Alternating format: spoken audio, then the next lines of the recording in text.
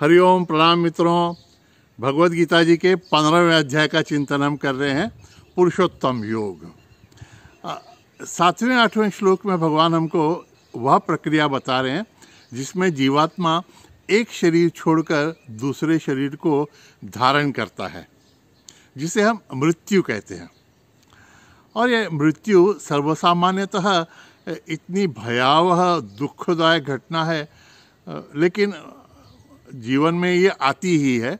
तो थोड़ा सा चिंतन इस बारे में करें कि यह मृत्यु इतनी आवश्यक क्यों है, और क्या ये जैसे हमको दिखती है उतनी दुखावह या वेदनादायक घटना है।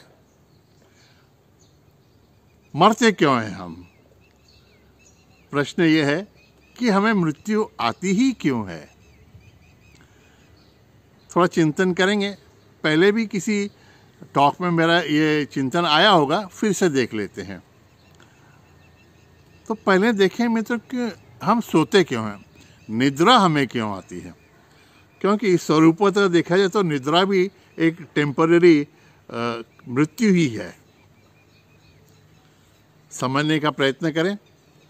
देखिए, किसी भी यंत्र को आप बहुत देर तक चलाएंगे तो उसमें घर्षण होने लगता है, उसके पार्ट्स ढीले होने लगते हैं, यंत्र गर्म हो जाता है, उसकी क्षमता थोड़ी कम हो जाती है, तो उसको आराम देना पड़ता है, उस यंत्र को बंद करके रखना पड़ता है। जैसे कि आपकी टू व्हीलर है, बहुत देर तक चलाएंगे आप तो गर्म हो जाती है गाड़ी, शांत उसको ठंडे करने के लिए बंद करके रखनी पड़ती है, और फिर थोड़ी देर के बाद हम यंत्र फिर से चला सकते हैं। और कई बार रिपेयर मेंटेनेंस के लिए भी गाड़ी थोड़ी देर बंद रखनी पड़ती है। तो भगवान ने हमारा शरीर इतना अच्छा बनाया है, सेल्फ सपोर्टिंग बनाया हुआ है कि दिन भर काम करने के बाद इसमें जो वियर एंड टीयर आते रहते हैं, इसके रखरखाव के लिए मनुष्य को निद्रा की स्थिति को शरण जाना ही पड़ता है। तो जब स्थूल शरीर हमारा शांत रहता है, तब कहते हैं कि हमारे अंदर शरीर की जो प्रक्रियाएं हैं वो इतनी गतिमान रहती हैं कि जो रखरखाव आवश्यक है, जो पेशियां शरीर में यूज्ड अप हो गई रहती हैं, उनकी जगह नई पेशियों को निर्माण करने का काम निद्रा अवस्था में आंतरिक शरीर में होते रहता है। और यह प्रक्रिया 7-8 घंटे में पूरी हो जाती है। इसलिए जब हम सुबह उठते हैं तो फ्रेश लगते हैं, ताज़ा तवाना अनुभव होता है हमारा, क्योंकि शरीर एक थोड़ी अवस्था तक तो रिज्यूनेट हो गया रहता है। यह प्रक्रिया कब तक चलती रहेगी मित्रों? आपका टू व्हीलर है तो आप रोज़ वापरें, रोज़ रात को उसको बंद करके रखें, रख रखाव भी करते रहें। तो ऐसा ध्यान में आता है कि हर एक उपकरण की कुछ न कुछ तो काला विधि रहती है, एक्सपायरी डेट हर एक यंत्र की रहती ही है। तो 15, 20, 25 सालों के बाद तो आपको टू व्हीलर, आपने उसका कितना भी मेंटेनेंस किया रहेगा तो भी वो उसकी अवस्था इतनी ख़राब हो जाती है कि फिर आगे वो आपको उपयोगी नहीं पड़ सकता। तो आप क्या करते हैं, टू व्हीलर बदल देते हैं। उसी प्रकार से जैसे ये हमारा शरीर है, इसको रोज़ रोज़ आप इसका रखरखाव करते रहें तो भी एक 50-60 साल के बाद भी ऐसी अवस्था आ जाती है कि इस शरीर से हमारी सुप्त इच्छाएं जो हैं वो पूरी नहीं हो सकती। देखिए, यह शरीर हमने क्यों धारण किया था ये हम भूल जाते हैं, और हमने अभी तो विचार भी नहीं किया रहता है कि मैं इस शरीर में क्यों आया हूँ, इस शरीर में मैं क्यों हूँ, कौन सी मेरी वासनाएं थी जिनके कारण मैंने ये शरीर धारण किया है। उन वासनाओं से इस शरीर को छोड़ने के पहले ही पूर्तता मैं उनकी वासनाओं की कर लूँ, इसके बारे में भी हम नहीं सोचते कई बार। तो ऐसा होता है कि इच्छाएं तो पूरी नहीं होती, लेकिन यह शरीर हमारा इतना थक जाता है कि विषय वैसे ही रह जाते हैं, लेकिन जिन उपकरणों से हम उन विषयों का भोग लेने की इच्छा रखते हैं वे हमारे उपकरण ही जीर्ण हो जाते हैं। विषय तो वैसे ही रह जाते हैं। तब भगवान बड़ी कारुणिकता से विचार करते हैं कि अगर जीवात्मा की इच्छाएं इस शरीर से पूरी नहीं होने वाली हैं तो क्यों न उसे नया शरीर दिया जाए। तो जीर्ण पुराने शरीर को छोड़कर नया देह धारण करना, इसी को तो मृत्यु कहते हैं। चलिए मित्रों, आप कहें कि नहीं नहीं हमको मृत्यु नहीं चाहिए, हमको ये शरीर नहीं छोड़ना है। चलिए मैं भगवान से प्रार्थना करता हूँ, आप जितनी उम्र चाहें, जितनी आयु चाहें उतनी आपको प्राप्त हो, ऐसी मैं प्रार्थना करूं भगवान से। लेकिन सोच के बताइएगा कितनी उम्र चाहिए, 100, 150? अरे मित्रों, 60, 70, 80 में तो हमारी ये हालत हो जाती है कि आंखों से धुंधला दिखने लगता है, दांत गिर रहते हैं और बच्चों की अवस्था हो जाती है, घुटनों में दर्द, और 10 कदम भी चल नहीं पाते हैं, 10 सीढ़ियाँ भी चल नहीं पाते। 70, 80 में ऐसी हालत हो जाए तो 90, 100 में तो हम खटिया पकड़ लेते हैं, खांसते रहते हैं, हमने देखा है लोगों को। फिर ऐसी अवस्था में हमको अगर जीना पड़े जिसमें कोई भी हमारी इच्छा भोग इच्छा पूर्ण होने वाली नहीं है, तो फिर इस शरीर को रख के फायदा क्या है। तो मित्रों, ये भगवान की बहुत बड़ी देन है, इस बून वरदान है कि इस अनुपयोगी शरीर को हम छोड़कर नया उपयोगी शरीर प्राप्त कर लेते हैं। लेकिन मित्रों, ध्यान में रखना है, इस बात पर मैं हमेशा जोर देता हूं कि फिर से हमको मनुष्य शरीर ही प्राप्त होगा ऐसी कोई गारंटी नहीं है।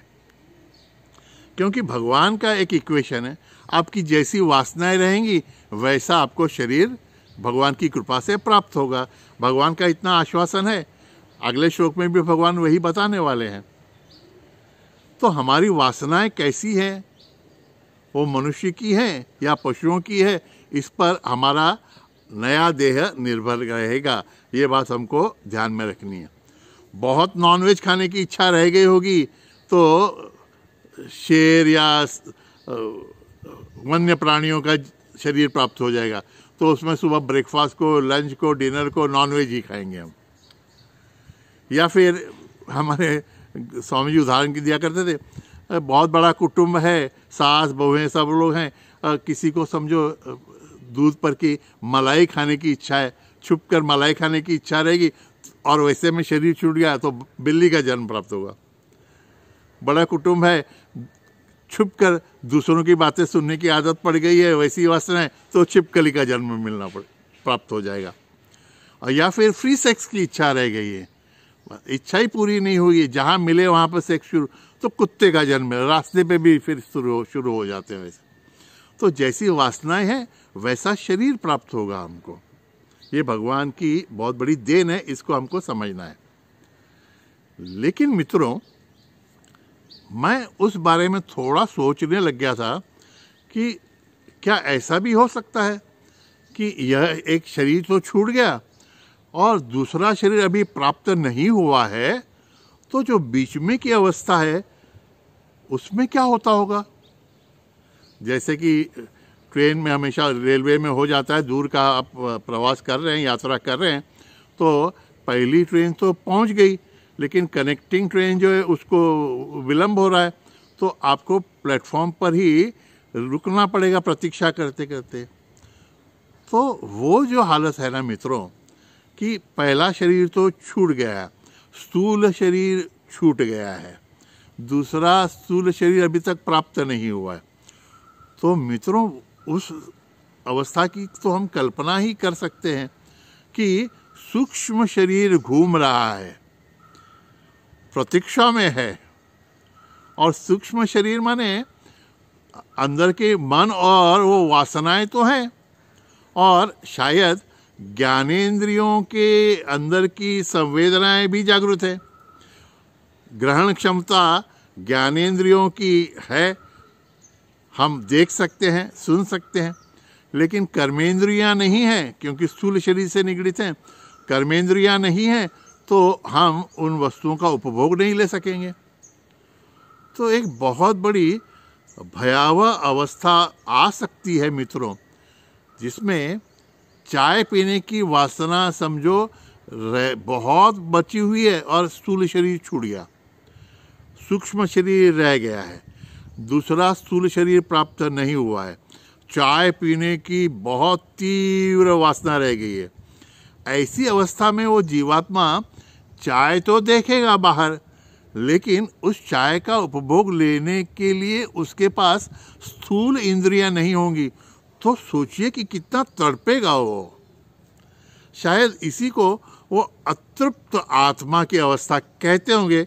आई डोंट नो, मैंने इसमें ज़्यादा अभ्यास नहीं किया है।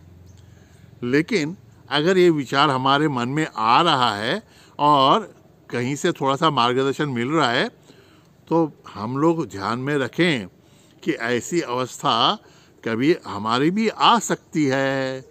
इसलिए मित्रों, इस देह में रहते हुए ही वासनाओं से मुक्त होने का प्रयत्न करना चाहिए, क्योंकि भगवान बहुत उदार हैं। वो एक के बाद एक 84 लाख योनियों में जन्म हमको दे सकते हैं। लेकिन मित्रों, एक तथ्य हमको जान लेना है कि कोई भी वासना विषय भोग से तृप्त नहीं होती। अग्नि में घी डालने पर अग्नि जिससे ज़्यादा भड़कता है, वैसे ही वासनाओं का उपभोग हम जितना लेंगे, वासना उतनी ही ज़्यादा प्रबल होती रहेगी। तो एक के बाद एक शरीर धारण करने से इन वासनाओं से मुक्ति हमें नहीं मिलेगी। इस शरीर की प्राण शक्ति खत्म होने आ गई है, लेकिन इच्छा शक्ति रह गई है, तो फिर दूसरा शरीर धारण करना पड़ेगा। इससे ज़्यादा एक वांछनीय अवस्था ऐसी है कि इस शरीर में रहते हुए जब तक इसकी प्राण शक्ति टिकी हुई है, हम हमारी इच्छा शक्ति पर ही नियंत्रण करके धीरे धीरे सभी इच्छाओं से मुक्तता प्राप्त कर ले। कैसे? विषय भोग कर नहीं, लेकिन वासनाओं को देखते हुए। इसलिए किसी संत ने बहुत अच्छा कहा है, इन वासनाओं का जो चित्रण हमारे मन के सामने आता है, उससे भागना भी नहीं है, उसको भोगना भी नहीं है। फिर से सुनिए, वासनाओं से भागना भी नहीं है, वासनाओं को भोगना भी नहीं है, सिर्फ वासनाओं को साक्षी भाव से देखना है। तो ये जो इच्छाएं हैं, प्रबल प्रबल इच्छाएं हैं, जिनके कारण हमको फिर से देह धारण करना पड़ सकता है, वे वासनाएं, वे इच्छाएं इसी शरीर में ख़त्म हो जाएंगी और फिर हम इस शरीर में जीवन मुक्त की तरह ही व्यवहार कर पाएंगे। पुनर्जन्म की तो आवश्यकता ही नहीं पड़ेगी।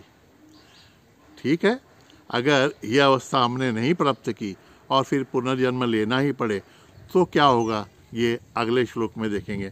तब तक आशा करता हूँ कि आप और हम उस जीवन मुक्त की अवस्था तक पहुँच जाएं, सद्गुरु कृपा से, भगवान श्री कृष्ण की कृपा से। हरि ओम तत्सत। नारायण नारायण नारायण।